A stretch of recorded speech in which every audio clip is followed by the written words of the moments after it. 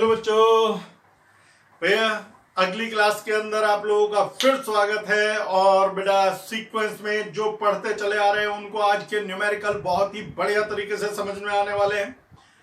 यदि किसी बच्चे ने अभी ज्वाइन किया है लाइव क्लासेस को तो मेरे बेटा डिस्क्रिप्शन में मैंने पूरा लिंक दे रखा है। आप लाइव क्लासेस को सीक्वेंस में कंटिन्यूएशन में देखते हुए आइए, तभी आप इसका असली फायदा उठा पाएंगे। डेली 4:15 बजे क्लास 11th की लाइव और डेली 5:15 बजे क्लास 12th की लाइव।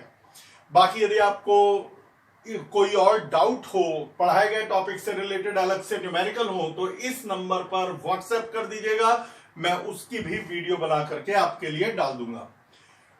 तो मेरे बेटा आज हम करेंगे कुछ बोर्ड एग्जाम में आए हुए बहुत अच्छे न्यूमेरिकल्स। Example number 1। देख बेटा, मैं ये मान के चलूंगा पुरानी वीडियो आप देख चुके हो। यदि किसी ने ना देखी हो तो बेटा इस वाली वीडियो को रोक करके आप पीछे चले जाइए नीचे डिस्क्रिप्शन में, और वहां से लिंक देख करके आप पहली वीडियो से देखते हुए आइए। ये सर्किट दिया हुआ है जिसे कल मैंने स्टार डेल्टा मेथड से करवाया था। आज मैं उसे दूसरे तरीके से कराऊंगा। नेट रेजिस्टेंस निकालने को कहा गया। उन्होंने कहा भाई ए और बी के बीच में नेट रेजिस्टेंस निकालो। बैटरी ए और बी के बीच में लगेगी, हर रेजिस्टेंस 2 ओम का है, और मेरे से कहा गया है what is the net resistance between A and B. हर माल 2 रुपए, हर रेजिस्टेंस 2 ओम। ठीक, पता है। आज अलग तरीका। कल मैंने कौन सा मेथड सिखाया था आप लोगों को बेटा? Star delta method. आज वो नहीं, हर तरीका आना चाहिए। आज मैं सिखाऊंगा ऐसा तरीका जो व्हीट स्टोन का उल्टा है। पहले बताओ, wheat stone, balanced wheat stone bridge में मिडिल ब्रांच को क्यों हटा देते हो? क्योंकि उसमें करंट नहीं जाती। क्यों करंट नहीं जाती? क्योंकि उसके ऊपर और नीचे सेम पोटेंशियल होते हैं। एक बात सुन, यदि मैं गौर से देखना, इस 2 ओम के 2 टुकड़े कर दूं, 1 ओम और 1 ओम के 2 सीरीज में लगा दूं, पहले बताओ क्या मैंने ये इधर मत देखना, ये मैंने क्वेश्चन लिख रखे हैं कि जो बढ़िया बढ़िया है वहां से देख करके और यहां बड़ा कर करके समझाता रहूंगा। मेरे से कह रहे हैं भाई इसका नेट रेजिस्टेंस बताओ। एक बात बता, यदि यहां पोटेंशियल है V, 2 वीडियो पहले बताया था, यहां पोटेंशियल है 0, तो इस ब्रांच का मिड पॉइंट जो है वहां पोटेंशियल V/2 होगा। V 2 ओम से निकल के V/2 और फिर 2 ओम से निकल के 0 वोल्ट, तो ये V/2 वोल्ट का पोटेंशियल है यहां पर, जिसे डार्क कर दिया। अच्छा, अब इस वाली ब्रांच में मिड पॉइंट देखो, तो ये मिड पॉइंट है जिसका पोटेंशियल होगा V/2। भाई ये 2 ओम और 1 ओम, इस डॉट के राइट में जैसा सर्किट है, इस डॉट के लेफ्ट में वैसा ही सर्किट है। 1 ओम 2 ओम 2 ओम, इसके इधर भी 1 ओम 2 ओम 2 ओम, मतलब मिरर इमेज है। इस पॉइंट के लेफ्ट वाली इमेज और इस पॉइंट के राइट साइड वाली इमेज बिल्कुल एक सी है। तो ये मिड पॉइंट है, इसका भी पोटेंशियल V/2। यदि ये पोटेंशियल V है, ये 0 है, तो ये V/2 पोटेंशियल और ये V/2 पोटेंशियल। अब गौर से सुन, यदि मैं यहां पर कोई वायर लगा दूं रेजिस्टेंस लेस, तो क्या उस वायर में करंट जाएगी? तो जवाब है नहीं जाएगी, क्योंकि करंट हमेशा हाई पोटेंशियल से लो पोटेंशियल की तरफ जाती है। यहां पर ऊपर और नीचे सेम पोटेंशियल है। यदि सेम पोटेंशियल है तो यहां करंट नहीं जाएगी, और यदि करंट नहीं जाएगी तो इस वायर के लगाने से रेजिस्टेंस पे फर्क नहीं पड़ेगा। जिस ब्रांच में करंट ना जाए उसे लगाने से रेजिस्टेंस, सर्किट के रेजिस्टेंस पे फर्क नहीं पड़ता। कई बच्चे लड़ने मरने को तैयार हो जाएंगे, ऐसा कैसे sir, how is it possible? बताता हूं।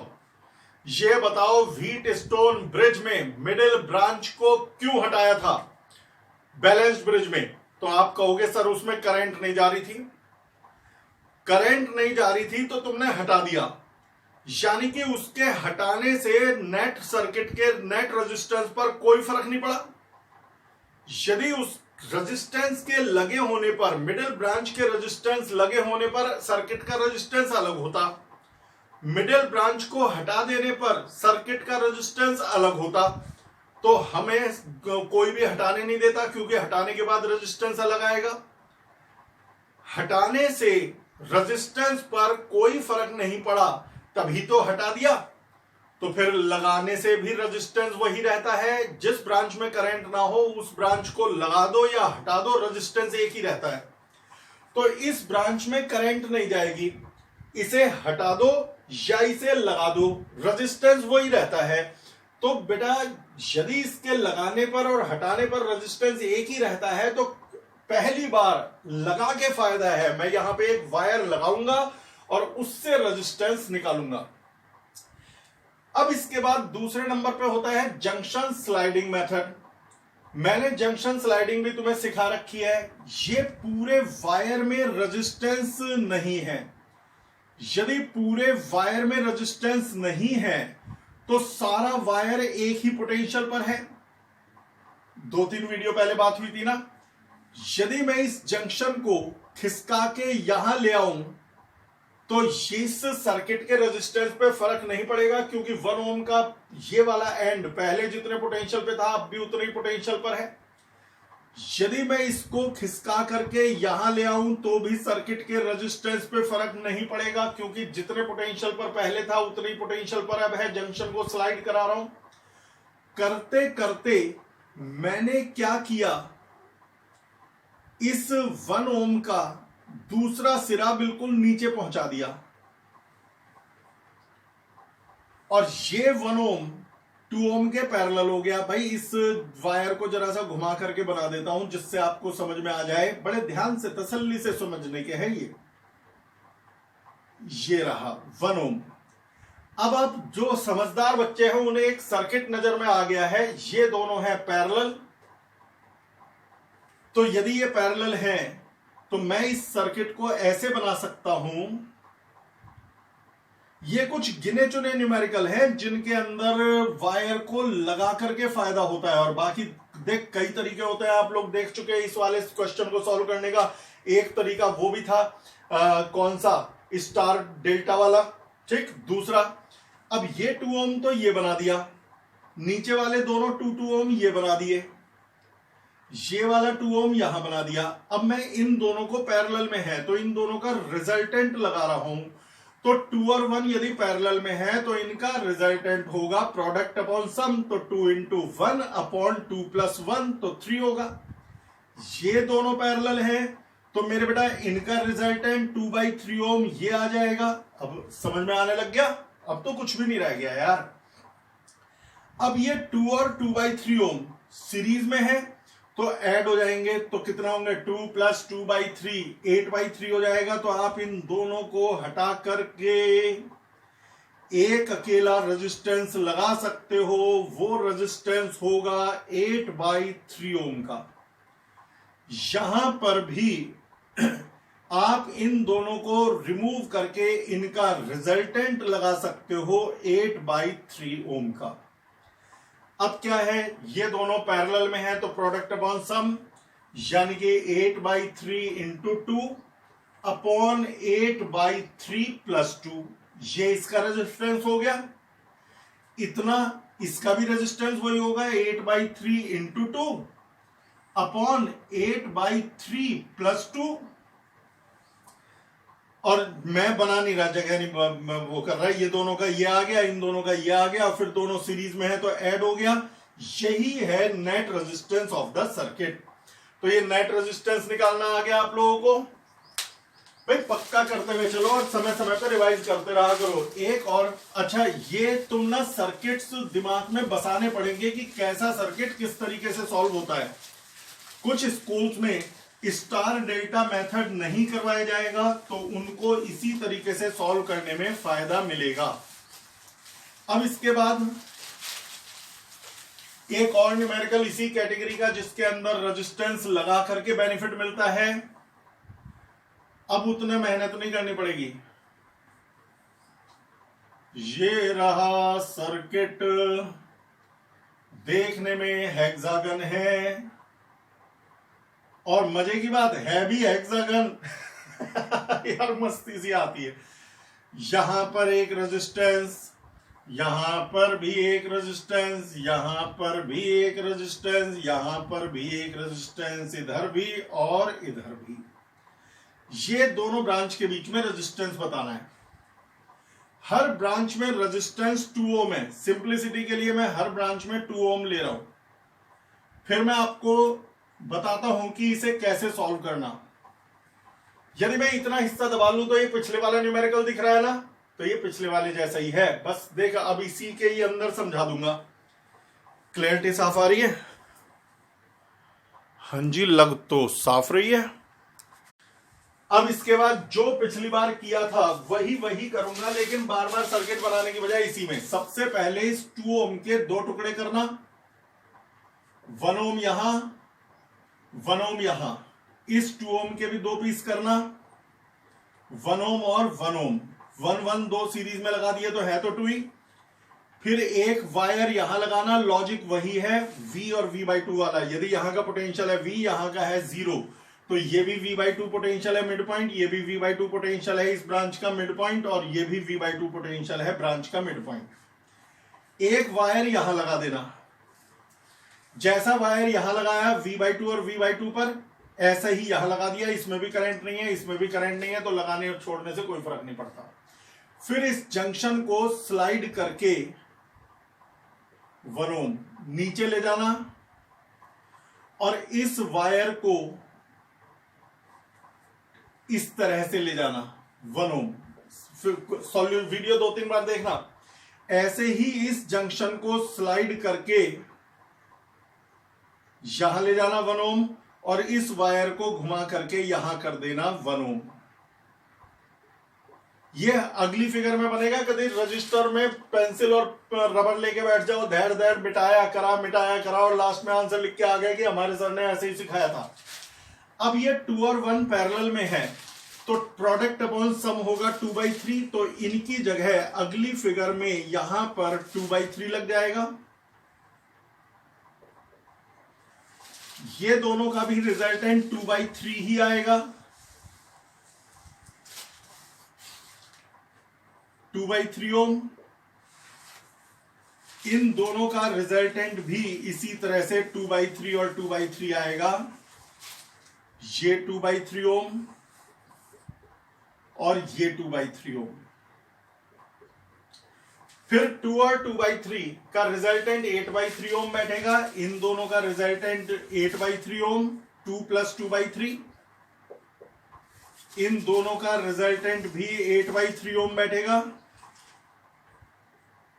मेरे बेटा एक तो लाइक दबा दिया करो, मजा आता है पढ़ाने में। मैं कोई फीस नहीं मांग रहा, आपसे चार्ज नहीं कर रहा, सिर्फ मैं यही मांग रहा हूं कि मेरी मेहनत जो हो उसका फल इसी रूप में मिल जाए। बाकी दोस्त से भी बता दो, जितने ज्यादा पढ़ते हैं बेटा उतना ज्यादा मन करता है बनाने का, पढ़ाने का।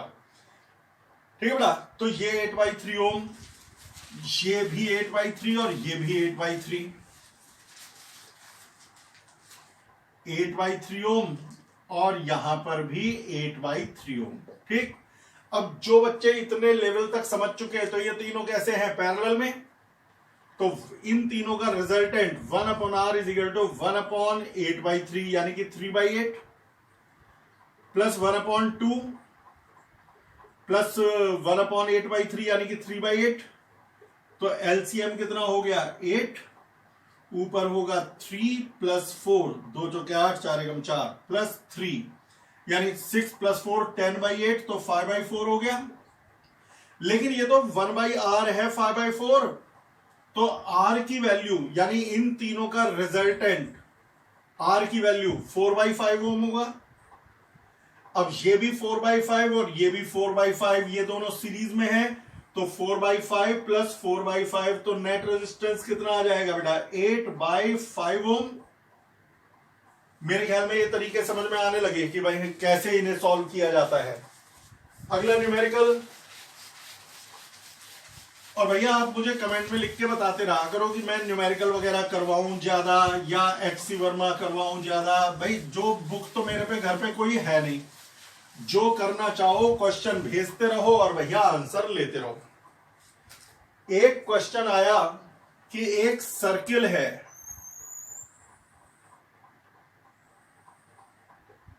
सर्किल है जिसके पूरा वायर का रेजिस्टेंस है आर, यानी जिस वायर से ये सर्किल बनाया गया है उसका रेजिस्टेंस है आर।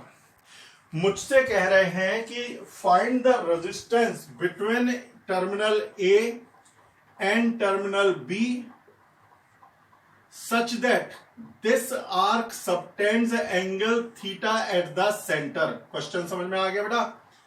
आपको ए और बी के बीच में रेजिस्टेंस बताना है। पूरे सर्किल का रेजिस्टेंस है कैपिटल आर। आपसे कहा गया what is the resistance between A and B.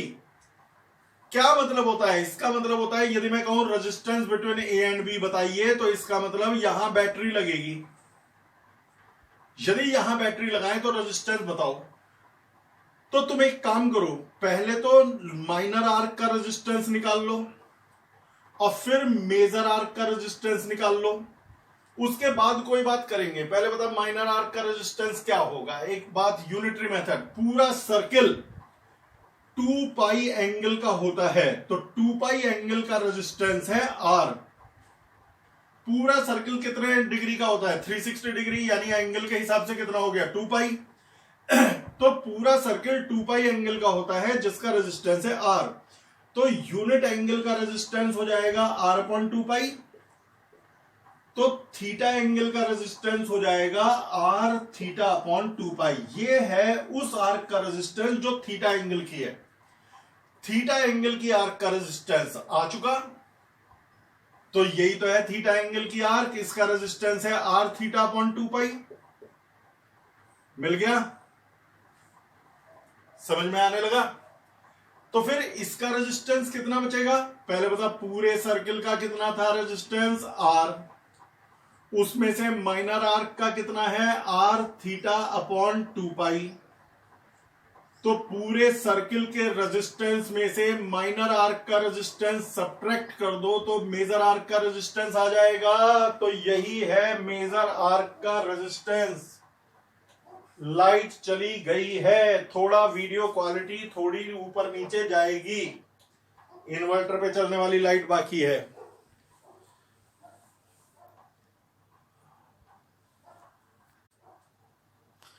तो ये हो गया आर थीटा। अच्छा, अब तुम्हें माइनर आर्क का भी रेजिस्टेंस मिल गया, मेजर आर्क का भी मिल गया। अब बस आखिरी चीज ये देखनी है कि ये जो माइनर आर्क है और मेजर आर्क है ये सीरीज में मानी जाए या पैरेलल। कई बच्चे कहेंगे इसमें पूछना क्या है, ये दोनों सीरीज में है।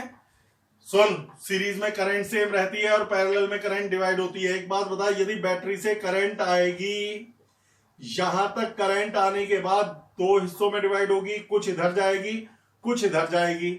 जो करंट इधर जाएगी वो माइनर आर्क में से होके नीचे वापस, और जो करंट इधर जाएगी वो मेजर आर्क में से होकर के बैटरी में वापस। यानी कि यहां करंट डिवाइड हो रही है। यदि करंट डिवाइड हो रही है तो ये पैरेलल में है माइनर आर्क जिसका रेजिस्टेंस है आर थीटा अपॉन 2 पाई। इसे मैं R1 मान लेता हूं, माइनर आर्क का रेजिस्टेंस। और मेजर आर्क जिसका रेजिस्टेंस है R minus R theta upon 2 पाई, मेजर आर्क। ये दोनों पैरेलल में है। इसमें आर कॉमन ले लो, अंदर एलसीएम वगैरह ले लो, तो क्या आएगा? फिर आएगा 2 पाई माइनस थीटा अपॉन 2 पाई। पता है अभी आगे की वीडियो दोबारा रिकॉर्ड करनी पड़ेगी। इस बीच में कॉल आ गई थी, मोबाइल बंद हो गया रिकॉर्डिंग में। ये आ गया। तो R1 है R2। अब ये बताओ बेटा ये सीरीज में है या पैरेलल में? तो बेटा एक बार फिर से बता देता हूं कि बेटा सीरीज में तब होते हैं यदि करंट सेम रहे और पैरेलल में यदि करंट डिवाइड हो। मुझे बताइए, यदि बैटरी से करंट आई, कुछ करंट माइनर आर्क में से होकर नीचे आ जाएगी, बाकी करंट मेजर आर्क में से होकर के नीचे आ जाएगी। यानी कि करंट, बैटरी से आने वाली करंट डिवाइड होगी, और यदि डिवाइड होगी तो बेटा ये हमारे पैरेलल में कहलाएंगे। तो बेटा माइनर आर्क का रेजिस्टेंस जो था R1 और मेजर आर्क का रेजिस्टेंस जो था R2, वो दोनों पैरेलल में थे। और पैरेलल में नेट रेजिस्टेंस क्या होता है बेटा? प्रोडक्ट अपॉन सम, यानी कि R1 R2 upon R1 plus R2। तो जरा वैल्यूज रखो, आंसर आने वाला है। R1 माइनर आर्क का रेजिस्टेंस, R2 यानी कि मेजर आर्क का रेजिस्टेंस,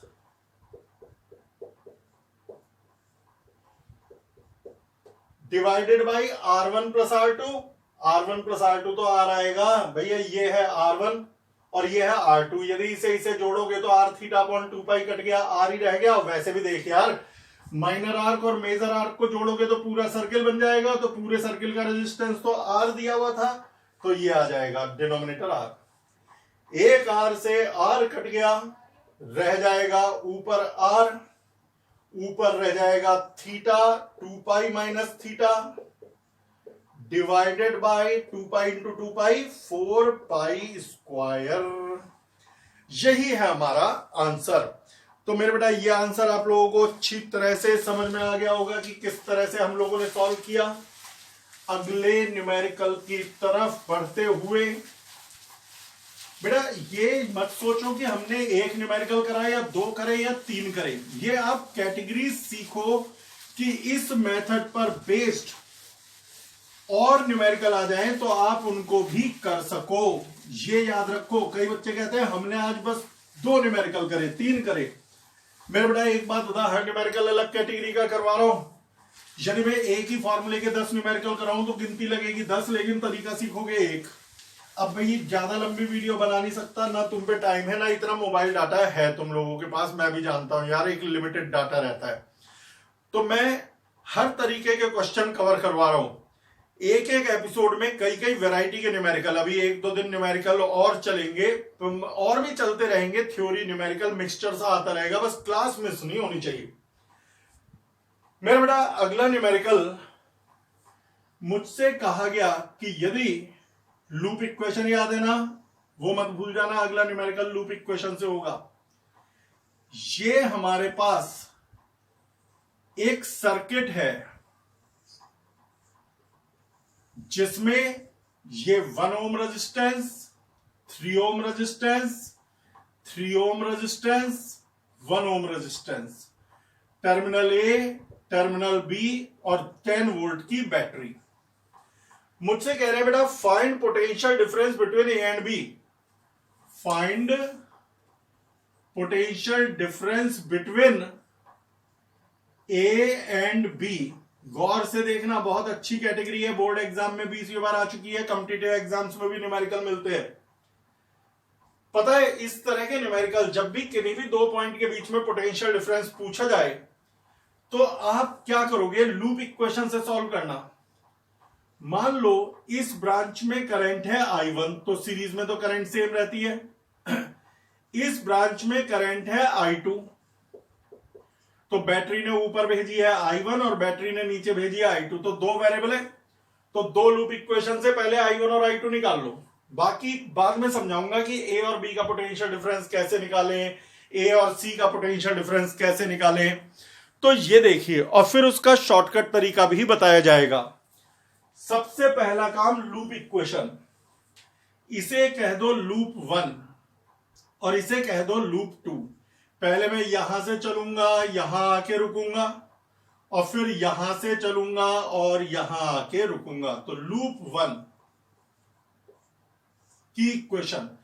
चल भाई प्रैक्टिस है ना, खुद बोलो आगे आगे। करंट की डायरेक्शन में चले -1 I1, फिर करंट की डायरेक्शन में चले तो -3 I1 I इंटू R, फिर करंट के अपोजिट आए तो +1 I2, फिर करंट के अपोजिट आए तो +3 I2, वापस वहीं पहुंच गए जहां से चले थे, तो is equal to 0। -1 I1 -3 I1 +1 I2 +3 I2 is equal to 0। इससे सॉल्व करके आएगा -4 I1 +4 I2 is equal to 0। -4 I1 +4 I2 is equal to 0, जो सॉल्व होकर के बन जाता है I1 is equal to I2। अब लूप 2, ये वाला लूप किसी भी डायरेक्शन में चल लो। मान लो बेटा मैं यहां से चलता हूं और इधर से जाकर के रुकता हूं, तो बेटा -3 I2 -1 I2 +10 is equal to 0। -3 I2 -1 I2 +10 is equal to 0। तो ये आ जाएगा 4 I2 इज इक्वल टू 10, तो I2 is equal to 2.5 ampere. लेकिन मैंने कहा था I1 और I2 बराबर है, तो यदि I1 और I2 बराबर है तो I2 2.5 एम्पियर, तो I1 भी 2.5 एम्पियर, I1 भी 2.5 एम्पियर हो गया, वो बराबर है। अब सुनो, उन्होंने कहा find potential difference between A and B, यानी VB माइनस VA। पहले मेरी बात सुन ले बेटा गौर से। यदि उन्होंने कहा potential difference between A and B, तो उसे लिखते हैं VB माइनस VA। यदि कहें potential difference between P and Q, तो उसे बोलते हैं VQ माइनस VP। तो ये हमारा होगा VB माइनस VA। पहले मैं इसका लॉन्ग मेथड बताऊं, फिर शॉर्टकट। इस B और A के बीच के टर्मिनल को कुछ भी नाम दे दो, जैसे D।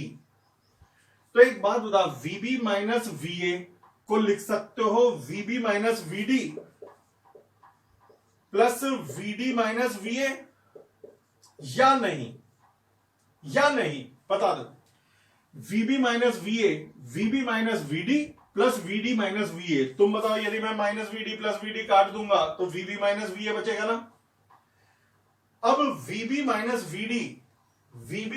VD यानी B और D के बीच का पोटेंशियल डिफरेंस, शॉर्टकट भी बताऊंगा, पहले लिखना तो सीख ले मेरे भाई। तो VB माइनस VD यानी B और D का पोटेंशियल डिफरेंस, तो B और D के बीच में तो रेजिस्टेंस है, तो रेजिस्टेंस का पोटेंशियल डिफरेंस 1I2। लेकिन प्लस या माइनस, मुझे बता करंट B से D की तरफ जा रही है या D से B की तरफ, तो जवाब है करंट जा रही है B से D की तरफ, यानी B हायर पोटेंशियल है, D लोअर। यदि B हायर पोटेंशियल है, D लोअर पोटेंशियल है, B हायर D लोअर, तो हायर माइनस लोअर तो पॉजिटिव बचेगा। अब आइए VD माइनस VA, तो देखो D और A के बीच में क्या है, D और A के बीच में भी एक रेजिस्टेंस है, तो VD माइनस VA यानी D और A के बीच में जो है उसका पोटेंशियल डिफरेंस है 3I1। अब बात आती है प्लस लगाऊं या माइनस, मुझे बता करंट कहां से कहां जा रही है, A से D की तरफ या D से A की तरफ, तो जवाब है A से D की तरफ। यदि करंट A से D की तरफ जा रही है तो A हायर पोटेंशियल है, D लोअर। यदि A हायर पोटेंशियल है, D लोअर, तो लोअर में से हायर माइनस करके तो माइनस बचेगा। अब I1 I2 दोनों को 2.5 रख दो, तो 1I2 का मतलब 2.5, 3I1 का मतलब 7.5, I1 2.5 था, तो क्या आ गया माइनस 5 वोल्ट। अब इसका शॉर्टकट देख, आपको ये VA minus VB, VB minus VA कुछ नहीं करना। यदि आपसे कहें potential difference between A and B, तो जैसे लूप इक्वेशन बनाते हो ना, A से चल के B पे रुक जाओ। यदि कहें potential difference between A and B, तो A से चलो और B पे रुक जाओ, बिल्कुल वही काम करो जो लूप इक्वेशन में करते हैं। A से चलो, करंट की डायरेक्शन में चले तो माइनस 3I1, फिर करंट के अपोजिट चले तो प्लस 1I2, और B पर रुक गए तो आगे कुछ नहीं किया, इक्वल टू 0 मत लिखना। ऐसा है यदि आप A से चलकर B पर रुकते हो तो VB माइनस VA निकलता है। यदि A से चलकर P पर रुको तो VP माइनस VA निकलता है। A से चलकर Q पर रुको लूप इक्वेशन के तरीके से, तो VQ माइनस VA मिलता है। अच्छा, लूप इक्वेशन में 0 क्यों आता है, हम A से चल के A पर ही रुकते हैं तो VA माइनस VA आएगा, यानी कि 0 हो जाएगा, तभी उसमें राइट हैंड साइड 0 हो जाती है। तो यदि आप A से चलकर A पर ही रुकोगे तो VA माइनस VA आएगा जो 0 है, लेकिन यदि A से चल के B पर रुकोगे तो VB माइनस VA आएगा। याद रहेगा, इस तरह के और भी कराता रहूंगा न्यूमेरिकल यार। अब I1 को 2.5 और I2 को 2.5 रख दो तो ये भी माइनस 5 वोल्ट ही आ जाएगा। तो क्या सीखा, यदि आपसे कहेंगे A और P का पोटेंशियल डिफरेंस बताओ, तो पहले लूप इक्वेशन से सारे सर्किट में करंट निकाल लो। स्टेप नंबर 1, जब हर ब्रांच में करंट आ जाए तो तुमसे कहा A और P का पोटेंशियल डिफरेंस बताओ, तो A से चल के P पे रुक जाओ। रास्ता चाहे ये पकड़ो या ये पकड़ो, जैसे लूप इक्वेशन में काम करते हैं वैसे ही लिखते रहो, हमेशा VP माइनस VA आएगा यदि A से चलकर P पर रुके। आया समझ में? पसीने निकल गए भाई, पंखा उनका सब बंद कर रखा है।